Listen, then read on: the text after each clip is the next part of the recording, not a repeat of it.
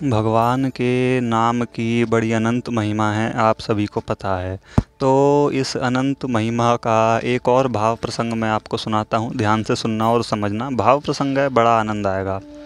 मानस जी में गोस्वामी श्री तुलसीदास जी ने जो नाम की महिमा गाई है वो बहुत ज़बरदस्त है, एकदम उसका कोई जवाब नहीं है। इस तरीके से उन्होंने नाम की महिमा को मानस जी में गाया है। तो उसी में एक चौपाई आती है, ध्यान से समझना। देखो, नाम प्रभाव जान शिव नीको, कालकूट फल दीन अमी को।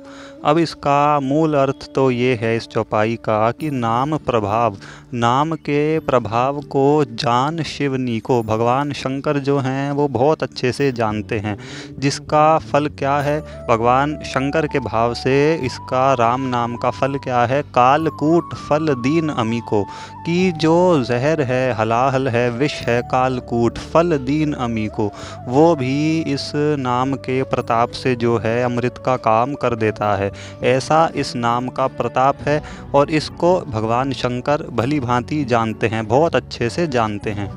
तो भाव प्रसंग है कि हुआ कुछ यूँ था, सभी को पता होगा कि जब समुद्र मंथन चल रहा था तो उसमें से बड़ा भयंकर हलाहल विष निकला, जो पीने की तो बात छोड़ो, यदि उसका स्पर्श भी हो जाए तो भी मार दे, ऐसा भयंकर हलाहल विष। अब उसकी जलन से जब सभी देवता व्याकुल हो रहे थे, सभी असुर मुनि जितने भी थे सब एकदम परेशान हो रहे थे, तब उन्होंने भगवान शंकर से विनती करी कि प्रभु आइए और हमारी रक्षा कीजिए। तो हमारे शंकर भगवान बड़े शरणागत वत्सल कृपालु दयालु, तुरंत वहाँ पर भगवान प्रकट हो गए। तो नाम की महिमा को किस तरीके से प्रकाशित किया गया, अब देखो, नाम प्रभाव जान शिवनी को, भगवान शंकर इसको अच्छे से जानते हैं कि इसका कितना फल है, कितना प्रताप है। तो भाई देखो, जहर का काम तो वो तो अपना काम करेगा ही, चाहे कोई भी हो, अब चाहे साधारण जीव हो, चाहे भगवान शंकर ही क्यों ना हो, जहर का तो जहर ही है, वो तो अपना काम करेगा ही। अब वो बाहर रहे तो दिक्कत, और पेट में चला जाए तो दिक्कत। तो अब उसे बीच में ही किसी तरह रोकना है, कुछ युक्ति करनी है। तो सभी देवी देवताओं ने, सभी ऋषि मुनियों ने, असुरों ने, जितने भी सब थे वहाँ पर सभी मौजूद थे समुद्र मंथन के दौरान। तो सभी ने भगवान शंकर से प्रार्थना करी कि प्रभु आप ही हमें इस भयंकर हलाहल से बचा सकते हो, तो कुछ युक्ति करो, कुछ हमारी रक्षा करो, किसी तरह का कुछ हिसाब किताब बनाओ। तो भगवान शंकर वहाँ पर पहुँचते हैं। अब भगवान शंकर क्या करते हैं, उस भयंकर हलाहल को पीने के लिए, भाई पेट में चला जाए तो और दिक्कत, और मुंह में रहे तो मुंह कड़वा हो जाए, बाहर रहे तो दिक्कत। तो अब उसको किसी तरीके से उन्होंने गले में रोका, और क्या करा उन्होंने, भगवान शंकर ने, कि जो हलाहल विष था उसको राम नाम में बंद कर दिया। यानी कि देखो, ध्यान से समझना, शब्दों पर ध्यान देना, भाव प्रसंग है ये। जो मूल अर्थ है वो तो ये है कि भगवान शंकर नाम को अच्छे से जानते हैं, जिसका प्रताप क्या है कि कालकूट फल दीन अमी को, कि जो विष है वो राम नाम के प्रताप से वो भी अमृत बन जाता है। मूल अर्थ तो इसका ये है। लेकिन अब इसका भावार्थ क्या है, इस चौपाई का रहस्य क्या है, वो अब मैं आपको बता रहा हूँ, ध्यान से समझना।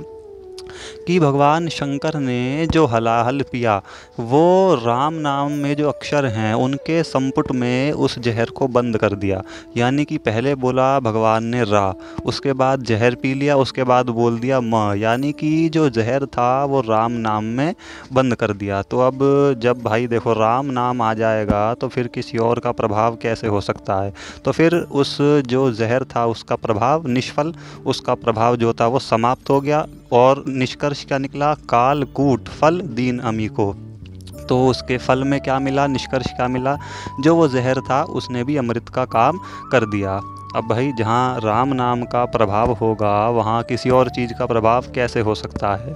तो यहाँ पर भाव प्रसंग ये है कि देखो, ये जो जितने भी सांसारिक दुख दर्द पीड़ाएं और हमारे पूर्व कर्म के ही कह लो, भाई देखो हमें जो दुख मिलता है हमारे पुराने कर्मों के आधार पर ही मिलता है। तो जितनी भी ये सब जीव इन ज्वालाओं से जल रहा होता है, ये जहर उसको पीना पड़ता है। तो यदि हम पीना तो देखो निश्चित है पड़ेगा ही, क्योंकि हमारे कर्म ऐसे होते हैं कि हमें दुख मिलता ही रहता है। और यदि ऐसा ना भी हो तो भी इंसान परेशान ही रहता है इस धरती पे आकर के। क्योंकि देखो संसार का नाम ही है दुखालय अशाश्वतम, यानी कि ये दुखालय है। अब हम विद्यालय जाते हैं तो हमें विद्या मिलती है, चिकित्सालय जाते हैं तो हमें चिकित्सा मिलती है, और हम यहाँ दुखालय आए हैं तो दुख तो मिलेगा ही। इसका उपाय क्या है एकमात्र, वो इस कथा प्रसंग से भाव के द्वारा पता चलता है कि अपने कंठ में राम नाम को धारण कर लो। अब देखो भगवान शंकर ने ऐसा नहीं किया कि जहर को पेट में जाने दिया, और ऐसा भी नहीं हुआ कि जहर बाहर ही है, वो पिया तो सही लेकिन वो गले में रुक गया, जिसके फल प्रताप से क्या हुआ, भगवान शंकर जो है नीलकंठ बन गए। तो ये किस चीज़ का प्रताप है, नाम प्रभाव जान शिव नी को, भगवान शंकर इसको अच्छे से जानते हैं, राम नाम का ये प्रताप है, जिसका अगली चौपाई यही है, काल कूट फल दीन अमी को, जिसके कारण से क्या हुआ कि जो भयंकर कालकूट जहर था उसने भी अमृत का काम कर दिया और भगवान शंकर नीलकंठ बन गए।